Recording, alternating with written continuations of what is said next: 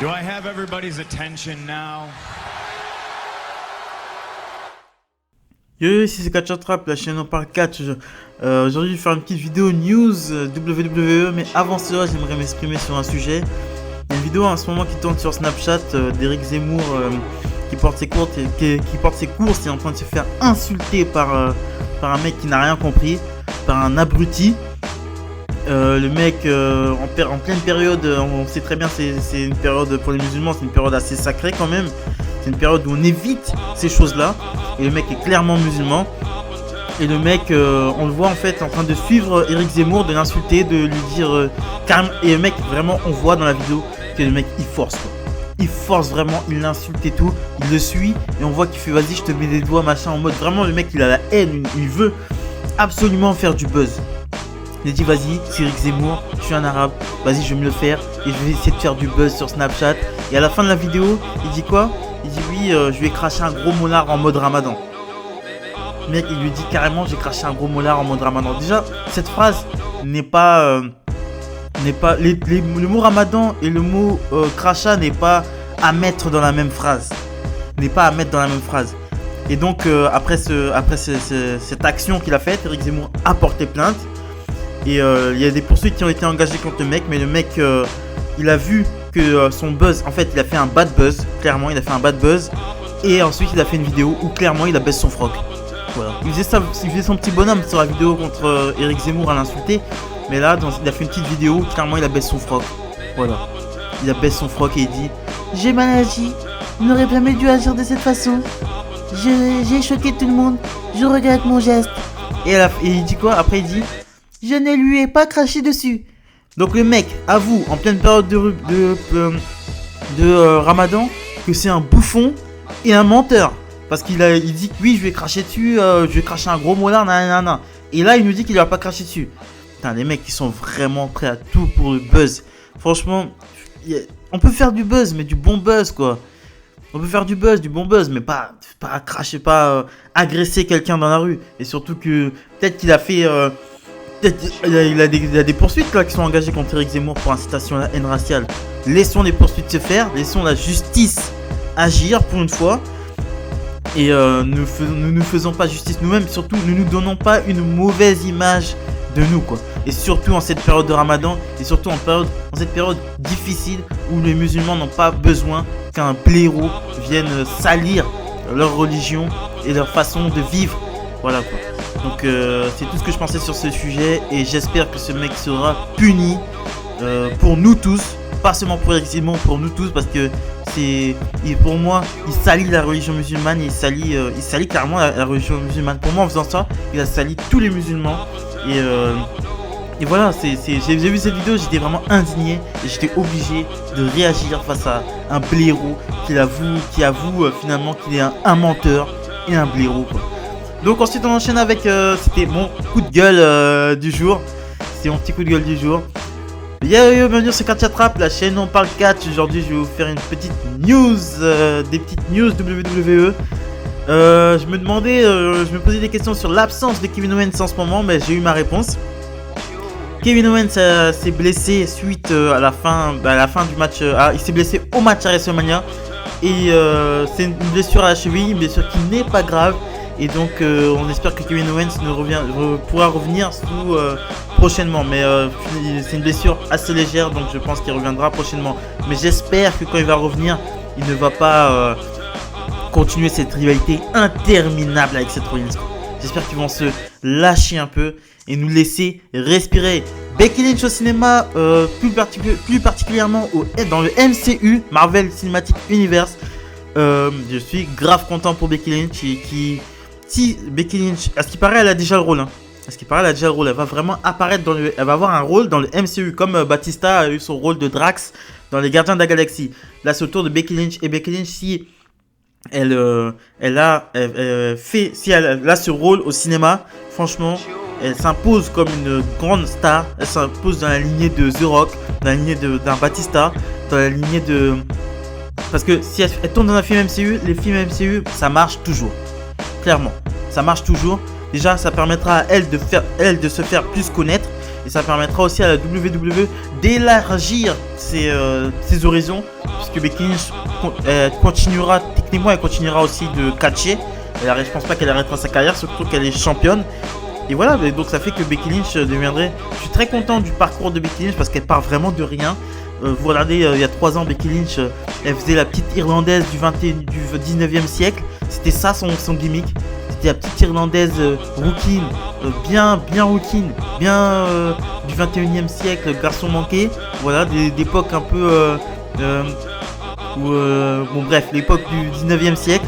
Et là, elle a vraiment repris elle s'est trouvée une gimmick. En fait, tout a commencé avec elle quand elle a pris le coup par Nia Jax et qu'elle a commencé à saigner, qu'elle a fait son buzz en fait, Elle s'est créée elle-même et même si j'aime le in-ring de Becky Lynch, je n'aime pas. Je trouve qu'on en fait un peu trop avec Becky Lynch en ce moment. Le fait est qu'elle arrive en semi-remorque, il n'y a vraiment pas besoin. Il n'y a vraiment pas besoin. C'est bon, on a compris que vous voulez qu'elle soit la nouvelle Steve Austin au féminin. Voilà, qui est un peu la petite rebelle. Mais voilà, Becky Lynch qui va sûrement, après ce rôle au MCU, transcender son rôle de son statut de catcheuse et devenir tout simplement une star. Je parlais de Roman Reigns, mais là Becky Lynch, je suis très surpris et je suis très admiratif de son parcours à la WWE. Et du fait de comment elle a réussi à retourner la situation. Avant, elle était bonne. Elle avait déjà été championne. Elle avait un palmarès. Elle faisait partie des 4 Horsewomen. Mais là, elle devient vraiment la star des 4 Horsewomen, quoi. Charlotte Flair, c'est la star à la WWE. Mais elle risque de devenir une star mondiale. Voilà. Ensuite, on enchaîne avec une news qui est tombée cette semaine. AJ Styles de retour ce soir à Raw, il a été aperçu pendant les enregistrements. Il va sûrement faire partie du Last Chance Gauntlet Match, dont les participants n'ont pas été encore annoncés. Très content du retour de Styles. J'ai fait une vidéo la semaine dernière où j'ai vraiment gueulé pour Apollo Crews. Mais je vais faire mon mea culpa parce que si on remplace Apollo Crews par AJ Styles, moi je suis d'accord.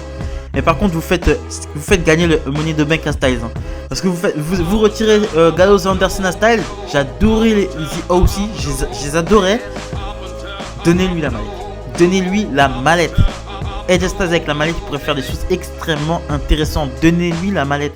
De toute façon, il faut qu'il gagne, il n'a pas le choix là. AJ Styles, il faut qu'il gagne. Donc, Jimmy Uso blessé, il sera absent entre 6 et 9 mois. Il s'est blessé dans le match Triple Menace à WrestleMania contre Kofi Kingston et John Morrison. Non, pas à WrestleMania mais à SmackDown contre Kofi Kingston et Morrison. Ce serait peut-être le moment de lancer Jey Uso en solo. Je pense qu'il en a les capacités et ils ont fait un énorme travail physique les Uso. Regardez il y a 6 mois en arrière à peine. Non, quand ils sont partis là, quand ils ont eu leur truc, ils ont fait un truc sur la route, ils ont fait leur connerie quoi. Ils ont fait un gros travail physiquement. J'aime bien les catcheurs quand ils partent et qu'ils reviennent, qui sont amaigris, on voit qu'ils ont travaillé physiquement, on voit qu'ils ont pas chômé. Et les Usos, ils ont vraiment pas chômé. Vous voyez comment ils sont là, ils sont vraiment bien physiquement, très athlétiques. Et ils sont revenus en forme avec nouvelle tenue, je sais pas, je les trouve un peu plus stylés qu'avant. Voilà, ils sont plus stylés, ils ont vraiment maigri et tout ça. Et c'est peut-être le moment de lancer un Uso en solo. Voilà. C'est pas parce qu'ils sont jumeaux qu'ils doivent toujours être ensemble. On peut les séparer.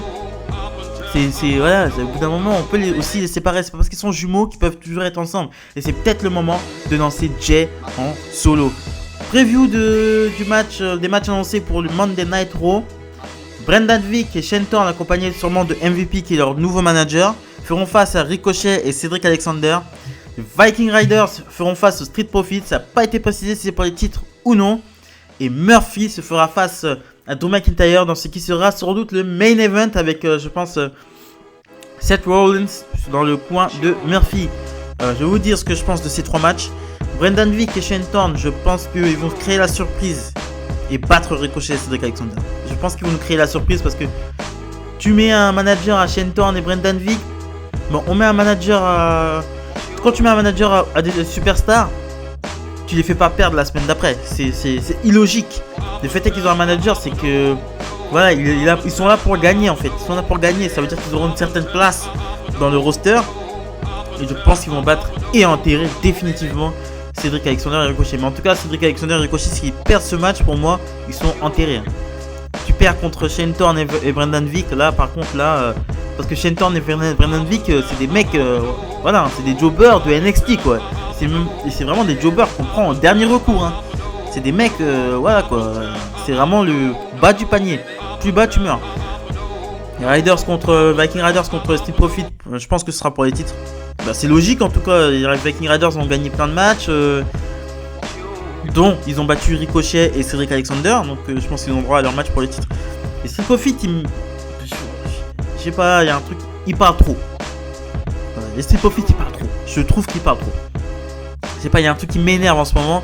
Et il y a un truc. Bon, les Street Profit, je trouve qu'il parle trop. Clairement, je trouve qu'il parle trop. Et ils ont pas besoin de Bianca Belair. Pour moi. Bianca Belair, ça va la ralentir de traîner avec les Street Profit. Clairement, ça va la ralentir. Elle peut être championne Diva, elle. Hein. Elle en a largement les capacités. Mais je pense qu'à traîner avec les Street Profit, elle va finir par se perdre et s'oublier. Et devenir une manageuse quelconque en fait. Murphy contre Drew McIntyre, je pense que c'est un match pour.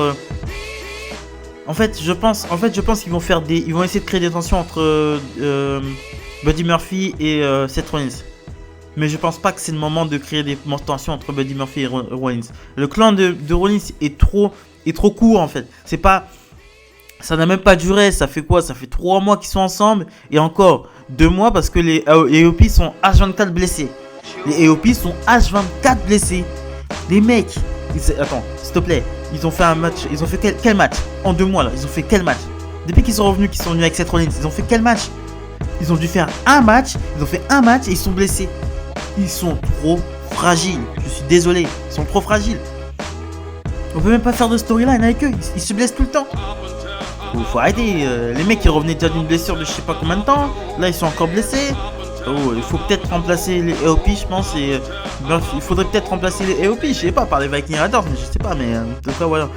En tout cas, c'est ce que je pensais de la news WWE et de la news tout court. Je vous remercie de m'avoir écouté, likez, commentez, partagez, c'est très important pour le développement de la chaîne. Salut les amis.